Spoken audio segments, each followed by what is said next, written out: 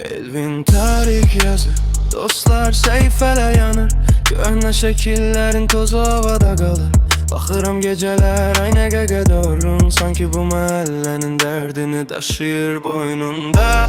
Solub ətrafının ulduzları solğun görünür. Kimin ürəyi yandısa dumana bürünür. Küçədə addımlar uzanır, qısalır yollar. Evdə saat dayanıb sanki qaçıranlar.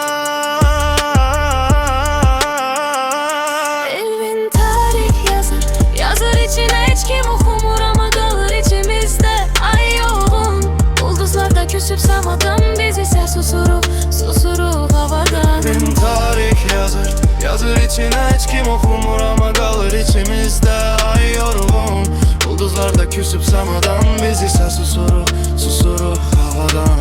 Bir stul bir masa üstünde yarımçıq fincan, dodağımda iz qalıb deyəsən dünəndən qalan. Televizor yanır, səssiz köhnə xəbərlər, bu şəhərin təkrarlanan hekayələri əzbər. Pəncərə şüşəsində yağış iz salır, axır deyirsən nə dəyişib ki cavabında yox axı. Bir mesaj yazırsan, silirsən ardınca, sözlərin boğazında qalıb düşmür kağıza.